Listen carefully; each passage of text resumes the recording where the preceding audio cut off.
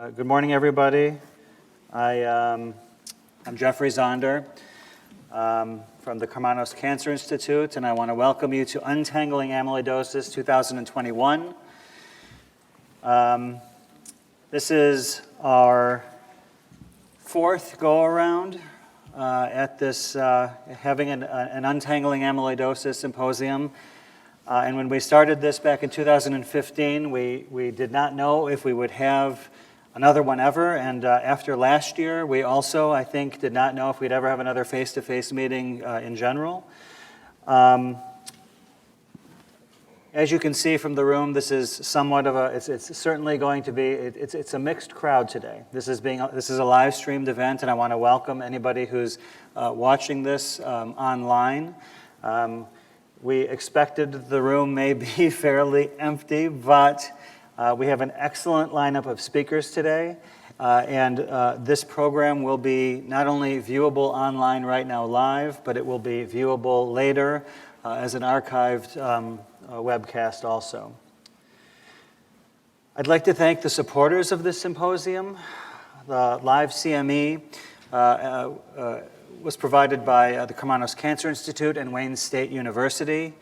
Non-accredited providers include the Amyloidosis Foundation and amyloidosis support groups.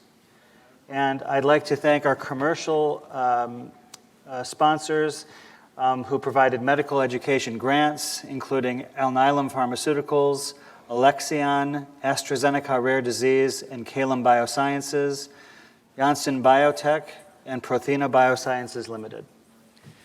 We couldn't have done this without you. This activity has been planned and implemented in accordance with the accreditation requirements and policies of the Accreditation Council for Continuing Medical Education through a joint providership of Wayne State University School of Medicine, the Amyloidosis Foundation, and amyloidosis support groups. The Wayne State University School of Medicine is accredited by the ACCME to provide continuing medical education for physicians. The Wayne State University School of Medicine designates this live activity for a maximum of 3.25 AMA PRA Category 1 credits, and physicians should claim only the credit commensurate with the extent of their participation in this activity. Please be on the lookout for an email with a link to the evaluation form for this event. Instructions on how to claim CME credits will be given to you upon completion of the evaluation form. That evaluation form must be completed to obtain CME credits, and you have 7 days from the start of the conference to claim credit. If you have questions regarding CME, you can please see these email addresses here. And for any other questions regarding this event, contact Silva Preja at this email. This is as good a time as any to thank Silva for her efforts putting together this symposium. This could not have happened without her. Any practical thing that needed to be done to make this event happen, Silva took care of. And thank you very much for your leadership on this. I'd also like to thank members of the Karmanos Myeloma and Amyloidosis Clinical Research Team, many of whom are here in person, who helped us with setup and other things related to this symposium as well, and also for your daily hard work in our clinic and our research. The session will be interactive, and at the top of this slide, there is information that you can type in on your mobile device, or you can use your phone to scan the QR code on this screen. This is a picture of what you'll see, how to use the interactive platform. There's a refresh icon, which you would click to refresh the application. There's a notes icon to view and take notes, a chat icon to discuss and share with other attendees. There's a menu icon to access your account information. And at the bottom, there's a scroll bar to submit your answer on questions that the speakers will ask. With regards to the questions, when you click the icon for questions, you'll get this, and you can type in your question and submit it, and we will see it up here in a rolling fashion, And you can view and not only do you see the questions, but you can vote on the questions. And if you feel that a question is particularly relevant, we want you to say so, because that lets us know that it's one that should be prioritized during our question and answer sessions. So going from there, I thought it would probably make sense to try a couple of practice questions to get everybody used to using the system. I hope people are already logged in. For those of you who are, let's try this question. Which best describes your professional role? A, faculty physician at an academic center. B, staff physician at a community hospital. C, medical trainee.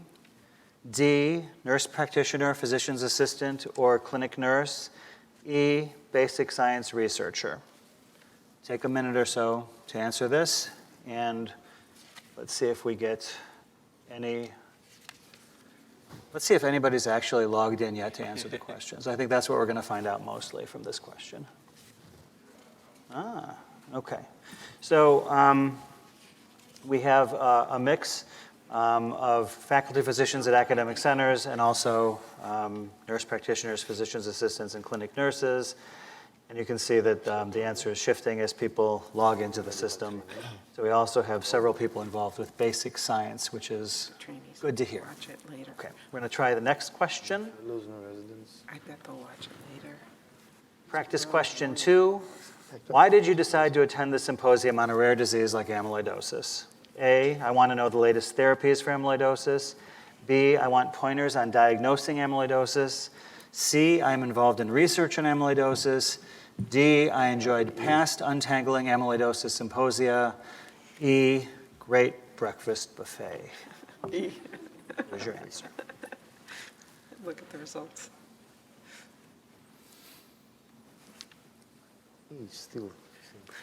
Why don't we see what people chose?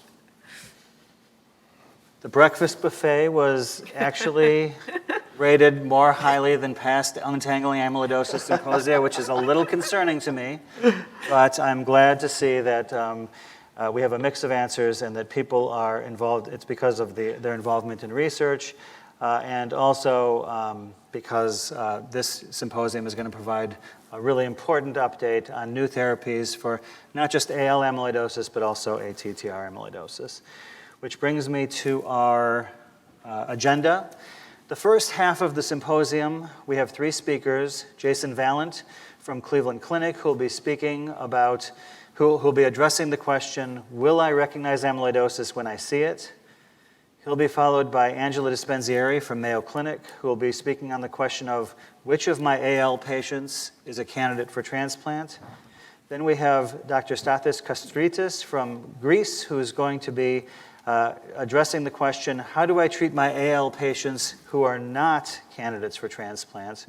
And after that, we'll have about a 20-minute panel discussion where all of the speakers will be fielding questions focused on these topics.